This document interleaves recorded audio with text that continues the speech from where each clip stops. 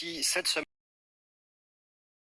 déjeuner les pieds dans l'eau et nous partons aujourd'hui pour une île en Thaïlande, un cadre idyllique qui permet de se déconnecter totalement tout en dégustant des plats locaux. Nos correspondants Hakim Abdelkalek et Vincent Reynaud ont vécu cette expérience. C'est l'une de ces îles thaïlandaises où le touriste de passage se prend parfois à rêver. Tout laisser derrière soi, changer de vie et s'installer ici, face à la mer. Et sinon, sur les beaches, tout est OK. Tout est OK. Ça marche. Je vais faire le tour des pilotes pour voir si tout est conforme. Pour ces deux Françaises, c'est devenu une réalité. L'une était cadre supérieur dans la finance, l'autre dans l'immobilier haut de gamme. En 2014, après un séjour sur l'île de Koh Phangan, elles démissionnent, vendent leur appartement parisien et ouvrent l'Alcôve, ce restaurant, les pieds dans l'eau. Nouvelle aventure, mais vraiment un changement radical. On ne parle plus de performance, on ne parle plus de réunion, on ne parle plus marketing, on ne parle plus tout ça. On prend juste un short et de la chaleur. Vraiment, chaque jour depuis 8 ans, devant ce paysage, on se dit waouh, on a fait de bons choix. Sans regret. Pas de regret. Pas de regret. Hello. L'Alcôve est aujourd'hui devenue une institution de l'île.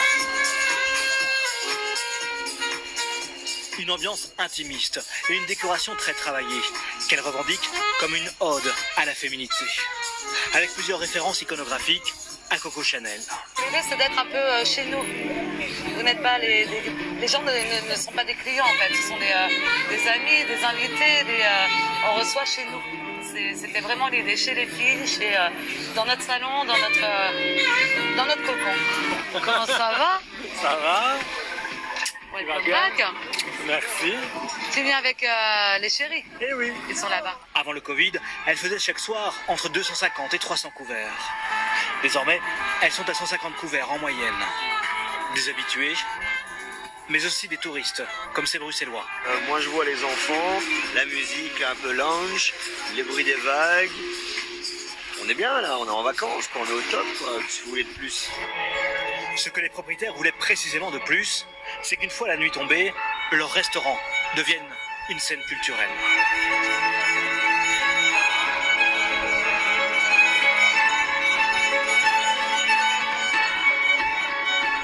Ici, des artistes du monde entier se produisent, comme ce soir, cette ballerine ukrainienne. C'est super de pouvoir jouer comme ça, avec le vent et avec l'eau, et donc de s'adapter aux éléments. L'île de Koh Phangan a toujours cultivé un petit côté alternatif, où les nuits festives se prolongent jusqu'à l'aube.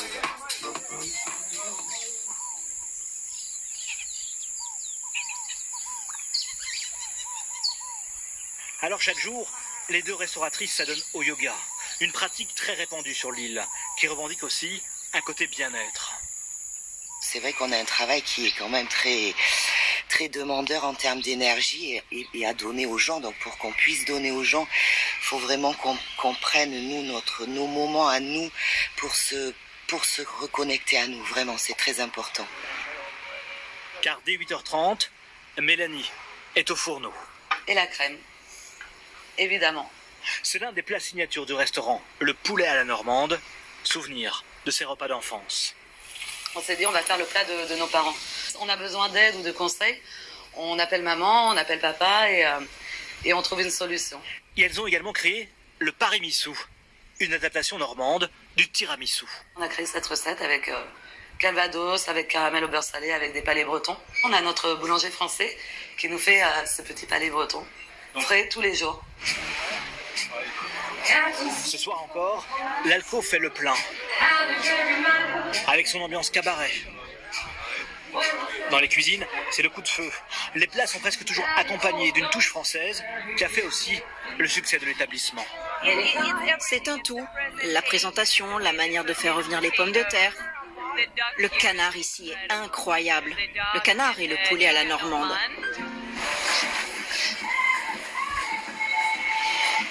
Dans ce restaurant, les 5 sens resteront en éveil jusque tard dans la nuit.